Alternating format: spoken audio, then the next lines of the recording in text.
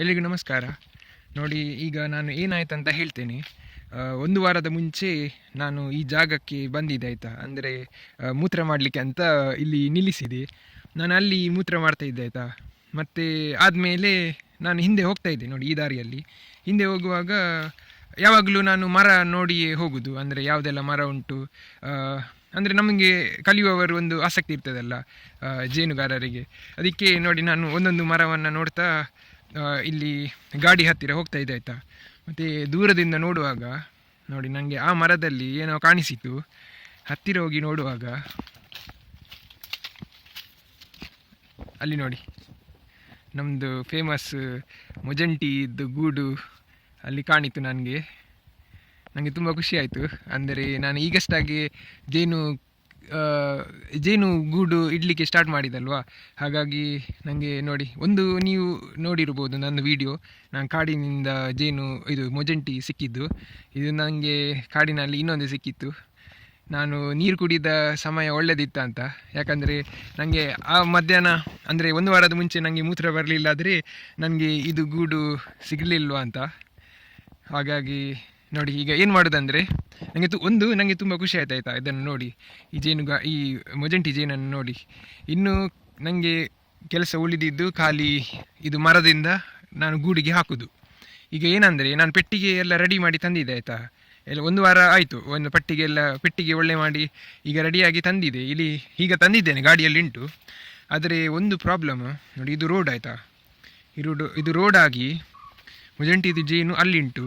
ನಾನು ಪೆಟ್ಟಿಗೆ ಬದಿಯಲ್ಲಿ ಇಟ್ಟರೆ ಇಲ್ಲಿ ರೋಡಲ್ಲಿ ಹೋಗುವವರಿಗೆ ಕಾಣ್ತದೆ.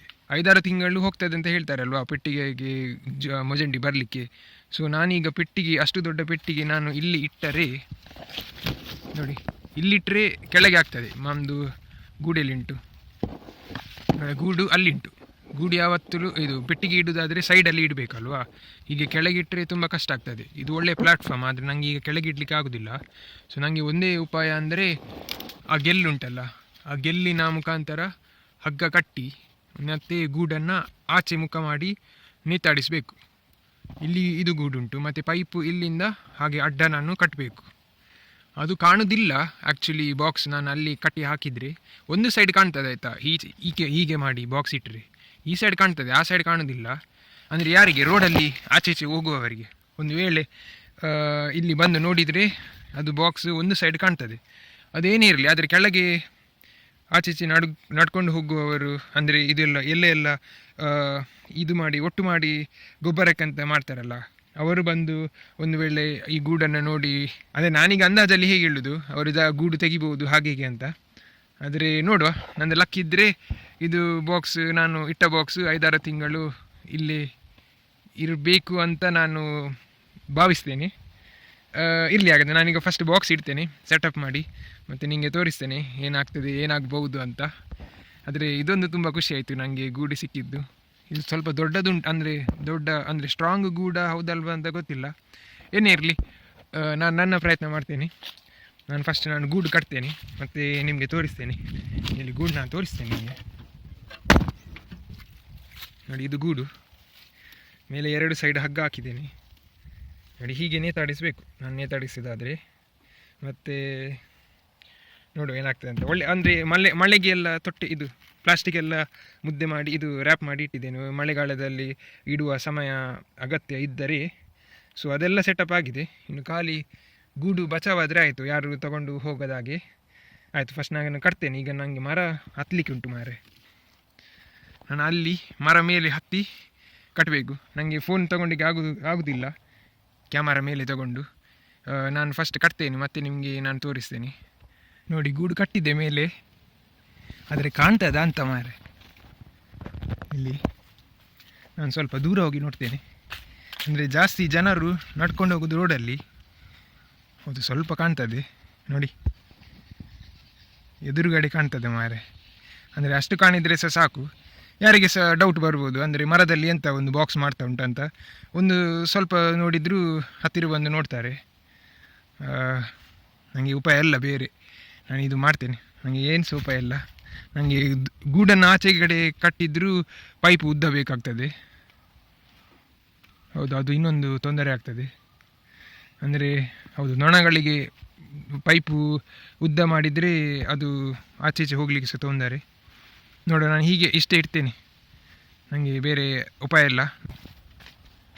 ನೋಡಿ, ಮರ ಹೀಗೆ ಉಂಟು, ಆ ಗೂಡು ಅಲ್ಲಿಂಟು ಅಡ್ಡ ನೋಡಿ, ಅಲ್ಲಿ ಕಾಣ್ಬೋದು ಪ್ಲಾಸ್ಟಿಕ್ ಗೂಡನ್ನು ಫುಲ್ ಭದ್ರವಾಗಿ ಫುಲ್ ಯಾರಿಗೆ ಸಹ ಕಾಣದ ಹಾಗೆ ಈಗ ಮಾಡಿದ್ದೇನೆ. ನೋಡಿ ಹಿಂದೆ ನೋಡಿ ಓಪನಿಂಗ್ ಅಲ್ಲಿ ಉಂಟಾಯ್ತಾ, ನೋಡಿ ಅಲ್ಲಿ ಓಪನಿಂಗ್ ಉಂಟು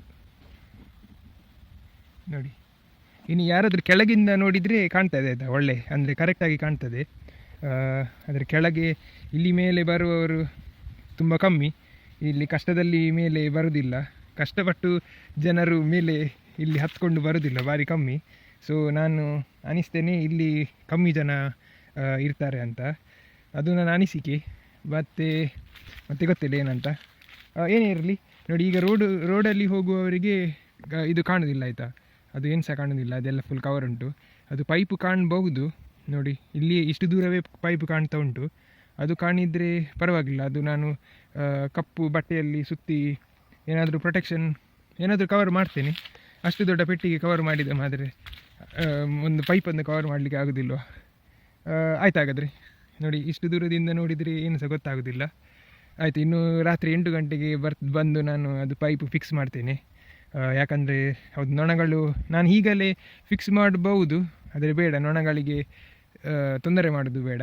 ಅದಕ್ಕೆ ನಾನು ಸಂಜೆ 8 ಗಂಟೆಗೆ ಹಾಗೆ ಬಂದು ನಾನು ಪೈಪ್ ಫಿಕ್ಸ್ ಮಾಡಿ ಬಿಡ್ತೇನೆ. ಮತ್ತು ನೆಕ್ಸ್ಟ್ ಅಪ್ಡೇಟ್ ಇದರದ್ದು 1 ವಾರ ನಂತರವೇ.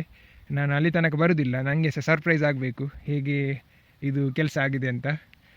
ನೋಡಿ, 2 ಗಂಟೆಗೆ ಬಂದದಾಯ್ತಾ, 1.5 ಗಂಟೆ ನಾನು ಇಲ್ಲೇ ಇದ್ದೆ, ಇದೇ ಕೆಲಸ ಮಾಡ್ತಾಯಿದ್ದೆ. ಪುಣ್ಯ ಯಾರು ಸಹ ಬರಲಿಲ್ಲ ಇಲ್ಲಿ, ಆಚೆ ಈಚೆ ಯಾರು ಸಹ ನೋಡಲಿಲ್ಲ. ಆಯ್ತು, ಹಾಗಾದರೆ ಇನ್ನು ನಿಲ್ಲಿ 8 ಗಂಟೆಗೆ ಬರುವ, ಆಗ ನಾನು ಒಂದು ಮುಗಿಸಿಬಿಡ್ತೇನೆ ಇದು ವಿಡಿಯೋವನ್ನು.